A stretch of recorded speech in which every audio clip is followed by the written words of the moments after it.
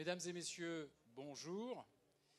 Je me présente, Serge Marchal. J'aurai le plaisir d'animer, de cadencer ce rendez-vous pour lequel vous êtes nombreuses et nombreux à avoir répondu présent à l'invitation des organisateurs. J'y reviendrai en temps et en heure, tout comme je vous présenterai bien évidemment au moment opportun le grand sachant, j'ai même envie de dire les deux grands sachants qui sont déjà un petit peu les têtes d'affiche de ce colloque, 9e édition du nom. J'y reviendrai notamment au niveau de son intitulé et de ses enjeux qui n'ont pas manqué de vous interpeller, tout comme la presse. Je vous ai préparé une petite revue de presse tout à l'heure pour ouvrir officiellement les temps forts.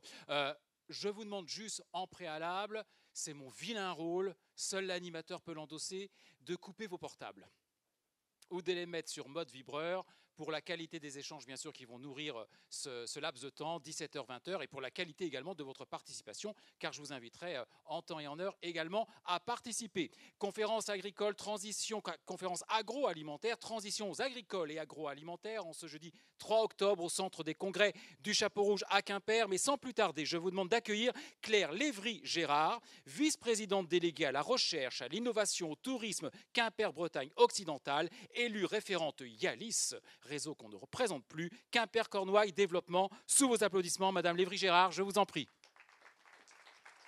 Merci. Bonsoir à tous. Le ton de la soirée est donné. Je vous remercie. Ça envisage une bonne soirée et très dynamique. Ludovic Jolivet, donc, que je représente ce soir, Quimper-Bretagne occidentale et puis bien sûr toute la Cornouaille, sont heureux de vous accueillir à Quimper, au centre des congrès du Chapeau Rouge. Nous ouvrons donc une nouvelle édition des conférences Yalis, portée par la Technopole et Quimper-Cornouailles Développement. Yalis, je le rappelle, est le réseau de la filière aliments en Cornouailles qui réunit les professionnels de l'innovation, bien sûr, mais aussi de la formation, les entreprises et les artisans. Avec l'Adria, Brespac, le Lubem, le CEATEC et le siège d'Act Food implanté à Quimper, nous avons un noyau fort de l'innovation de la filière aliments en Bretagne. Ces structures complémentaires œuvrent au service des entreprises, que ce soit pour les optimisations de process, d'emballage, de performance technologique ou de transition énergétique. Plus de 600 étudiants sont sur le territoire et suivent chaque année les formations dispensées à l'université dans les structures d'apprentissage comme l'IFRIA ou l'école d'ingénieurs comme l'ESIAB. Avec plus de 2400 exploitations agricoles et plus de 360 entreprises agroalimentaires, la Cornouaille s'impose comme terre nourricière à la Pointe bretonne. Avec ce réseau de professionnels, et parce qu'à la Pointe bretonne, l'agriculture et la pêche font partie de notre patrimoine, et aussi parce que le bien manger fait partie de notre culture, nous avons fait le choix d'une politique volontariste vers notre économie, de la pêche, de l'agriculture et de l'agroalimentaire. Et cette politique se doit de préparer l'avenir. C'est dans cet objectif que Yalis a initié depuis 2015 un certain nombre de débats. Pour n'en citer que quelques-uns auxquels vous avez les uns les autres participé pour la plupart, on se souvient de l'évolution de l'alimentation, d'abord avec les enjeux de l'alimentation des seniors, les superaliments ou les protéines végétales, les enjeux sociétaux et environnementaux avec les circuits courts en restauration collective lors du festival de l'élevage à Gridez ou la mutualisation de la logistique en partenariat avec les chargeurs de Bretagne. Ou encore les enjeux technologiques avec le développement du numérique dans les équipements des industries agroalimentaires que nous avons travaillé lors du salon Agritique. Parce que nourrir et préserver notre ressource et notre environnement font partie de notre ADN, nous nous devons de réfléchir aux évolutions de cette économie et de l'impact des enjeux mondiaux sur notre modèle alimentaire. Je vais donc laisser à nos invités, que je remercie d'être présents ce soir, le soin de nous projeter vers l'avenir, en gardant à l'esprit qu'entre l'évolution des relations de la population au bien manger et les préoccupations environnementales, c'est bien de la qualité de notre alimentation et donc de notre santé dont nous parlons à chaque rendez-vous Yalis. Je vous remercie et bonne soirée. Merci madame. Ainsi, le ton également et le fond est donné, la teneur de cet après-midi. Les insectes disparaissent à une cadence défiant tout ce qui s'est produit depuis la grande extinction de la fin du Crétacé il y a 65 millions d'années. Ce qui fait de l'effondrement de la biodiversité environnementale le plus grave danger auquel l'humanité doivent aujourd'hui faire face avec le réchauffement climatique, notamment parce qu'il menace la sécurité alimentaire, à savoir dans Télérama du 18 septembre dernier, un titre que l'on doit à monsieur Stéphane Foucard, chercheur, essayiste actuellement dans les kiosques. Sécurité alimentaire dont la survie pourrait peut-être arriver à devenir par les racines.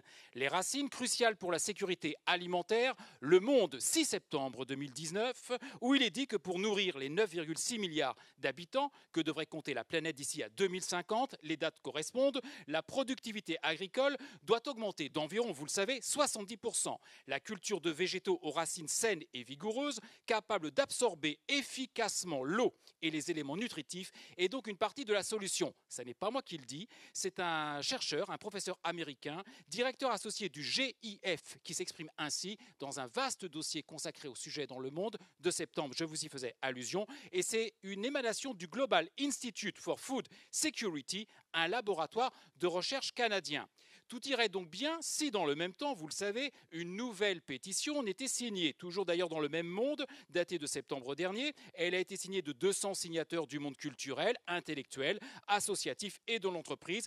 On la doit à l'association très médiatisée de défense des animaux, L214. Le sujet n'est peut-être pas tant là d'ailleurs de ses émetteurs que du sujet, du titre du Monde en l'occurrence, en finir avec l'élevage intensif, cet ennemi de l'intérêt général, où il est dit dans la pétition, effectivement, nous ne voulons plus d'un modèle alimentaire fortement carné et lacté qui sous-tend ces modes de production, qui met en danger. Nous invitons notre pays dans une transition agricole et alimentaire. Nous y voici. Les lentilles du Canada pourraient donc être une très bonne transition après les racines, sauf qu'aujourd'hui, les lentilles miraculeuses du Canada semblent un virage pris par des agriculteurs d'une province du Canada. Tout semble pour le meilleur, dans le meilleur des mondes possibles, sauf qu'ils sont cultivés de manière intensive. Et pourtant, on nous les promeut. On nous les promeut, pourquoi pas? Nous travaillons au développement de la production de légumineuses, disent les chercheurs, afin qu'elles fournissent des protéines végétales, améliorant la nutrition tout en réduisant l'empreinte environnementale des systèmes agricoles.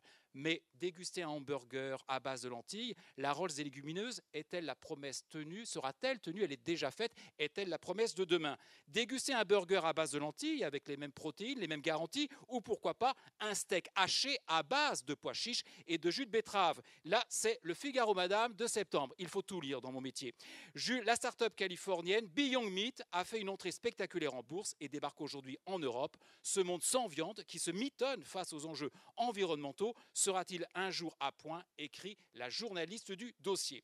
Dans le même temps, notre grand chef breton, doit-on encore le présenter, Olivier Rollinger, toujours dans un numéro d'ailleurs du Figaro, mais le magazine cette fois, toujours en septembre, fait la promotion de son livre pour une révolution délicieuse. Le chef breton en appelle au réveil alimentaire des consciences. Il n'en peut plus de ces 12 multinationales, dit-il, qui se partagent 80% de l'alimentation du monde. Il en invite, je relisais cela en venant vous voir, à inciter les consommateurs à éviter sans plus attendre le shopping alimentaire en grande surface, les surgelés et plats préparés, pour privilégier les courses faites au marché, dans les AMAP, les produits frais, bio, de saison, locaux, les achats groupés. Bref, dit-il, une cuisine simple réalisée à la maison, et il en appelle à une alimentation plus humaine et responsable. Et il en appelle également d'ailleurs le ministre de l'Éducation à promouvoir dans les écoles le bien manger, le bon manger, bref, à faire de l'éducation dans ce sens auprès de nos enfants.